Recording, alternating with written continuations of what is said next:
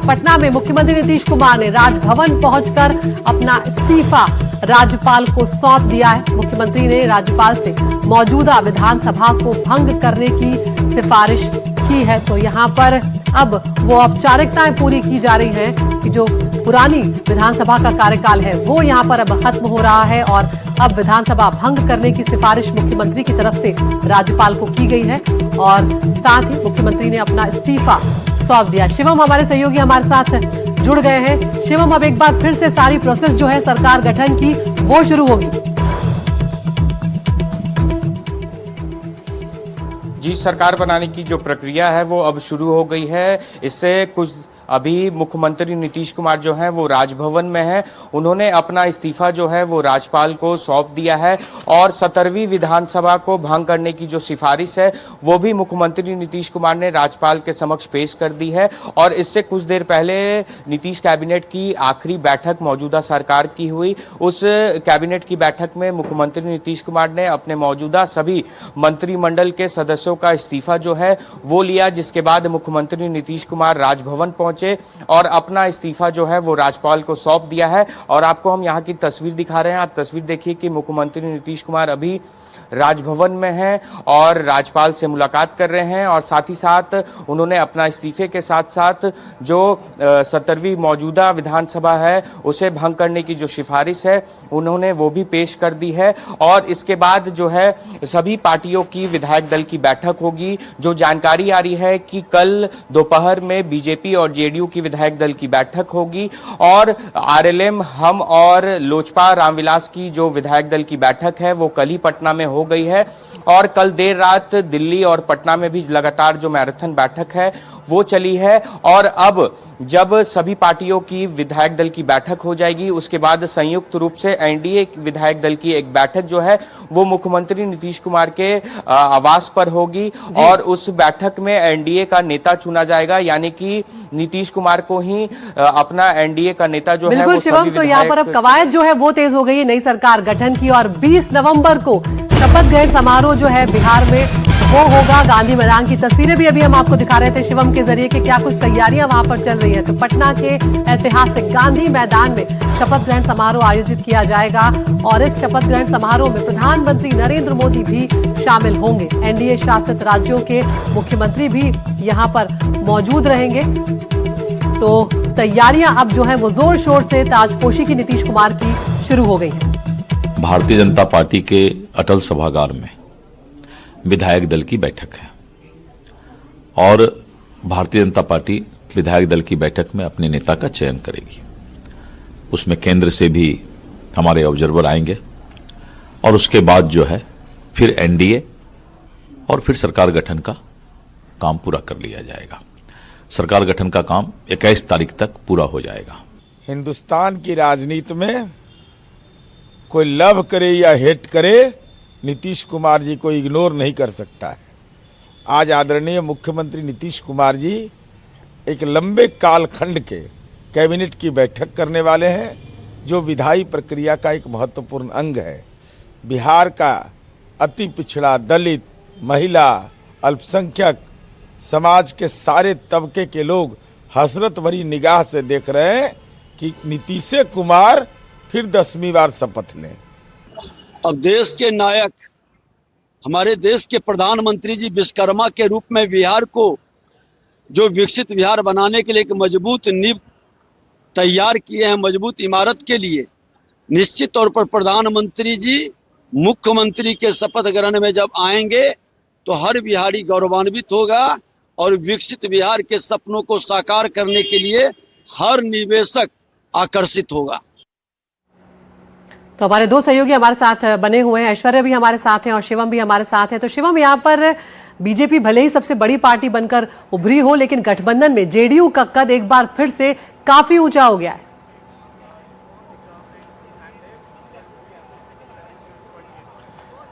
आपने सही कहा कि भले ही सबसे लार्जेस्ट पार्टी जो है वो भारतीय जनता पार्टी बनकर आई है, पर मुख्यमंत्री नीतीश कुमार ही बनेंगे, इस बात की जो पुष्टि है वो लगभग हो चुकी है। और मुख्यमंत्री नीतीश कुमार ने अपना जो इस्तीफा है वो राज्यपाल को पेश कर दिया है। साथ ही साथ विधानसभा भंग करने की जो सिफारिश है वो भी मुख्यमंत्री नीतीश कुमार ने राज्यपाल को सौंप दी है।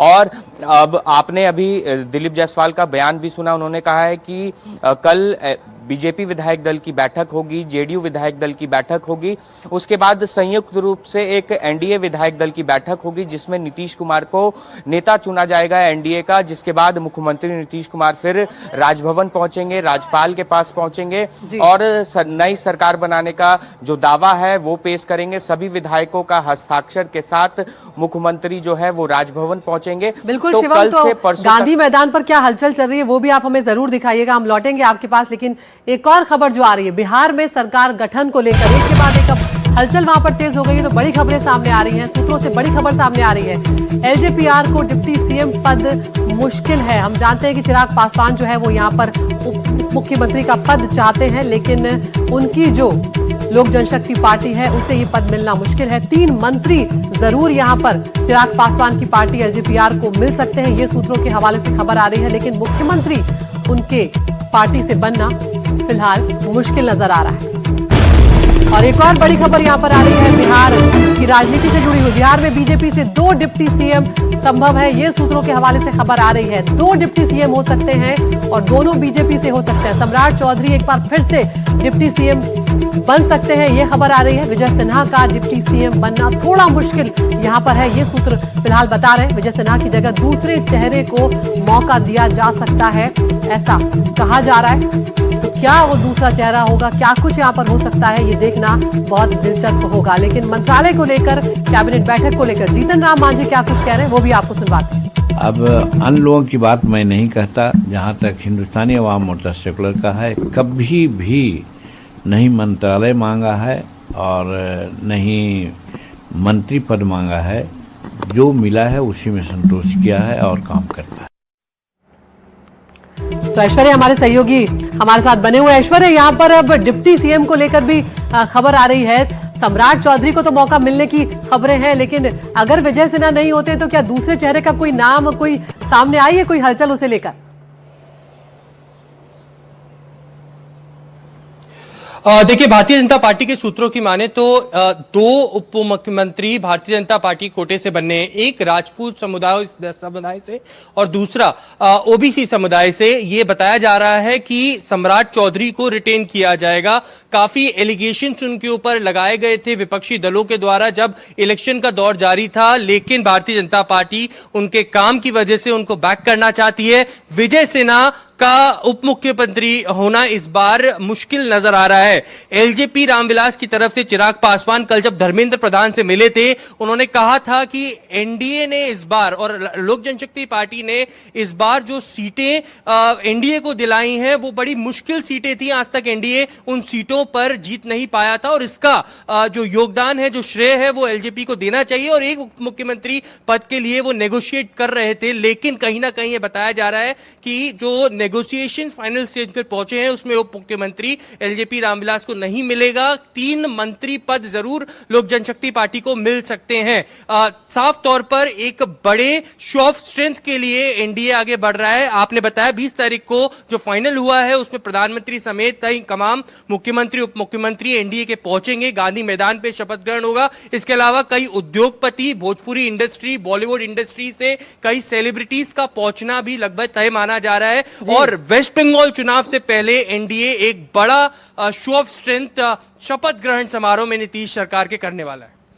बिल्कुल, तो यहाँ पर ऐश्वर्या ये भी देखना बड़ा दिलचस्प होगा कि आप जिस तरह से बता रहे थे कि अभी भले ही विपक्ष ने जमकर यहाँ पर सम्राट चौधरी को घेरा था, लेकिन विजय सिन्हा उस हिसाब से ज्यादा एक तरह से कहा जाए कि साफ छवि लेकर निकल गए उस पूरे चुनाव में। तो ऐसे में विजय सिन्हा को रिप्लेस करने की वजह क्या, कोई दूसरे जातिगत समीकरण साधने की कोशिश हो सकती है?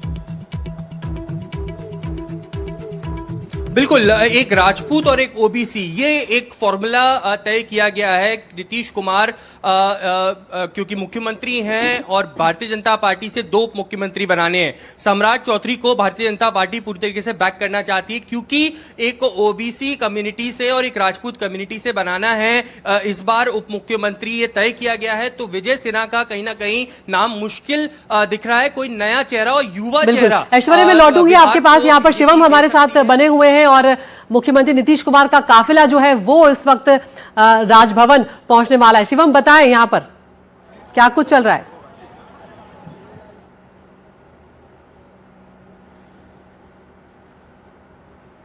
शिवम, आप सुन पा रहे हैं हमें? तो यहाँ पर नीतीश कुमार राज्यपाल आरिफ मोहम्मद खान से मुलाकात कर अपना इस्तीफा उन्हें सौंप रहे हैं। नई सरकार बनाने का दावा यहां पर पेश होगा और उससे पहले ये जो विधानसभा है इसे भंग करने की सिफारिश एक तरह से उन्होंने पेश कर दी है और ये नीतीश कुमार का काफिला इस वक्त हम देख रहे हैं। तो अब 20 नवंबर वो दिन होगा, वो तारीख होगी जब नीतीश कुमार एक बार फिर से बिहार के मुख्यमंत्री के तौर पर कमान संभालेंगे। तो 10वीं बार एक बार फिर से नीतीश कुमार बिहार में आने जा रहे हैं। तो फॉर्मूला जो है वो तय कर लिया गया है। यहाँ पर शिवम हमारे सहयोगी हमारे साथ जुड़ गए। शिवम, क्या कुछ हलचल इस वक्त वहां पर चल रही है? जी, मुख्यमंत्री नीतीश कुमार जो हैं वो अपना इस्तीफा सौंप कर अब राजभवन से अपने आवास यानी कि एक मार्ग अभी बतौर कार्यवाहक मुख्यमंत्री के तौर पर नीतीश कुमार रहेंगे और नीतीश कुमार ने विधानसभा भंग करने की जो सिफारिश है वो भी राज्यपाल को सौंप दी है और अब नीतीश कुमार जो हैं वो अपने आवास पर पहुंच चुके हैं और उन्होंने जो इस्तीफा है वो दे दिया है और अब नई सरकार बनाने की जो प्रक्रिया है वो शुरू हो जाएगी। कल जेडीयू बीजेपी विधायक दल की बैठक होगी, उसके बाद संयुक्त एनडीए विधायक दल की बैठक होगी जिसमें नीतीश कुमार को नेता चुना जाएगा। जिसके बाद नीतीश कुमार जो हैं वो एक बार फिर से राजभवन पहुंचेंगे, राज्यपाल से मुलाकात कर नई सरकार बनाने का जो दावा है वो पेश करेंगे। बैठक होगी उसमें सभी विधायकों के हस्ताक्षर लिए जाएंगे और उसी हस्ताक्षर को लेकर खुद नीतीश कुमार जो है वो राजभवन पहुंचेंगे और वहां पर सरकार बनाने का जो दावा है वो पेश करेंगे। तो नीतीश कुमार ने इस्तीफा दे दिया है, इस्तीफा देकर वो अब वापस अपने सरकारी आवास पर लौट गए हैं। जी, तो एक अन्य मार्ग लौटते हुए नीतीश कुमार का काफिला ये आप देख रहे हैं इस वक्त। यहाँ पर राज्यपाल आरिफ मोहम्मद खान को अपना इस्तीफा उन्होंने सौंप दिया है और इस विधानसभा को भंग करने की सिफारिश कर दी और अब सरकार बनाने का दावा यहाँ पर पेश किया जाएगा। और अब पटना का जो ऐतिहासिक गांधी मैदान है वहां पर शपथ ग्रहण की तैयारियां जो हैं वो जोर शोर से यहाँ पर शुरू हो गई है। शपथ ग्रहण के लिए मैदान को तैयार किया जा रहा है। अधिकारी जो हैं तमाम उन्होंने जायजा यहाँ पर लिया है क्योंकि बहुत भव्य आयोजन जो है वो होने जा रहा है। जिस तरह से हमारे सहयोगी ऐश्वर्या बता रहे थे कि तमाम यहाँ पर जो एनडीए शासित राज्यों के मुख्यमंत्री हैं वो शिरकत करेंगे। खुद प्रधानमंत्री नरेंद्र मोदी यहाँ पर होंगे, बीजेपी के तमाम बड़े दिग्गज जो हैं वो यहाँ पर नजर आएंगे और साथ ही सेलिब्रिटीज जो हैं वो अलग अलग तबकों के वो भी यहाँ पर पहुंचेंगे। प्रभाकर हमारे सहयोगी ने यहाँ पर गांधी मैदान की तैयारियों का जायजा लिया है, वो रिपोर्ट आपको दिखाते हैं। 20 तारीख को मुख्यमंत्री नीतीश कुमार एक बार फिर से बिहार के मुख्यमंत्री के तौर पर शपथ लेने जा रहे हैं और ये शपथ जो है पटना के गांधी मैदान से होगा। बहुत ही मेगा शो की तैयारी है। पहले मैं आपको दिखाऊं, ये गाड़ियों का काफिला देखिए, ये सारे वरीय पदाधिकारी जो हैं बिहार प्रशासन के और पटना प्रशासन के वो यहाँ तैयारियों में जुट गए हैं। ये मेगा शो होने जा रहा है। प्रधानमंत्री नरेंद्र मोदी से लेकर और बाकी सभी जो यूनियन मिनिस्टर्स हैं, बड़े यूनियन मिनिस्टर्स हैं जितने भी एनडीए शासित प्रदेश हैं वहाँ के मुख्यमंत्री होंगे। तो उसकी तैयारियां शुरू हो गई हैं। पटना का ये ऐतिहासिक गांधी मैदान है और यहीं से नीतीश कुमार जो है वो मुख्यमंत्री के तौर पे शपथ लेंगे।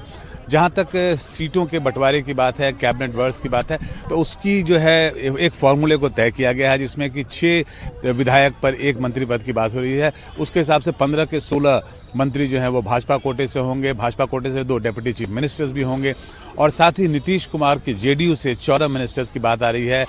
3 मंत्री पद जो है वो चिराग पासवान के खेमे में जा सकता है और 1 जो है उपेंद्र कुशवाहा और 1 जीतन राम मांझी को मिल सकता है।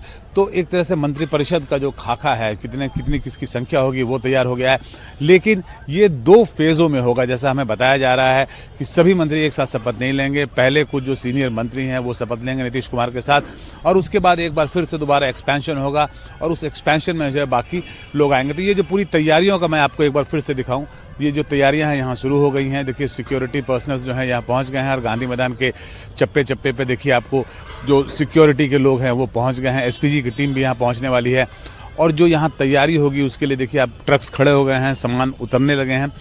तो आपको एक दिन के बाद 1 से 2 दिन के अंदर में यहाँ का नज़ारा जो है आपको पूरी तरह से बदला हुआ दिखेगा, और जो तैयारियाँ हैं वो अपने शबाब पे होंगी। तो नीतीश कुमार इसी पटना के गांधी मैदान से एक बार फिर से बिहार के मुख्यमंत्री के तौर पे शपथ लेंगे। पटना से प्रभाकर कुमार, एनडीटीवी।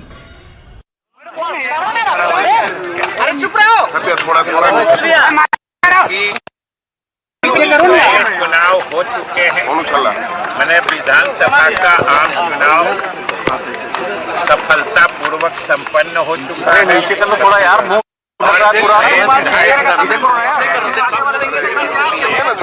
आज परिषद में यह निर्णय दे दिया गया है कि 19 तारीख के प्रभाव से वर्तमान विधानसभा का विघटन किया जाए। ये पहला प्रस्ताव था।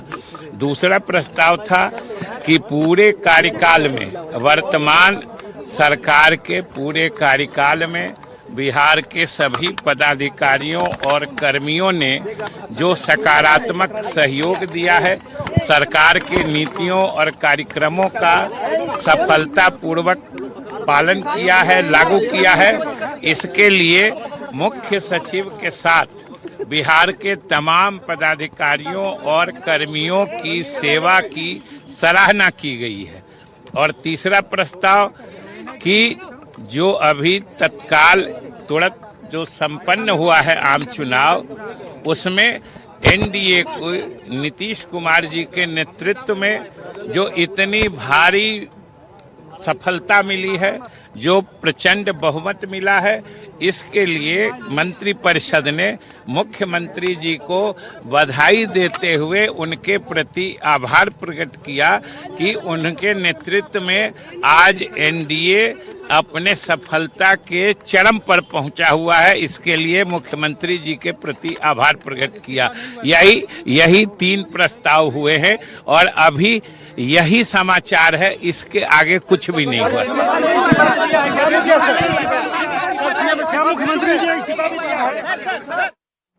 तो ये विजय कुमार चौधरी को आप सुन रहे थे। सरकार गठन की प्रक्रिया वो बता रहे थे। उधर अब नई सरकार गठन से जुड़ी बड़ी खबर सामने आ रही है। कल बीजेपी विधायक दल की बैठक होने जा रही है। पटना में सुबह 10 बजे बीजेपी विधायक दल की ये बैठक होगी। अटल सभागार में बीजेपी विधायकों की ये बैठक होनी है। तो यहाँ पर ये बैठक भी बहुत महत्वपूर्ण होने वाली है, क्योंकि बीजेपी ने भी यहाँ पर सबसे शानदार जीत एक तरह से दर्ज की है। सबसे बड़ी पार्टी बनकर बीजेपी उभरी है। यहाँ पर ऐश्वर्या हमारे साथ, हमारे सहयोगी बने हुए हैं। ऐश्वर्या, कल का जो ये बैठक होने जा रही है बीजेपी की, जो कि अटल सभागार में होगी, क्या इसका एजेंडा रहने वाला है? क्योंकि यहाँ पर 14 से 15 मंत्री पद जो है वो बीजेपी के खाते में जाते हुए नजर आ रहे हैं फिलहाल।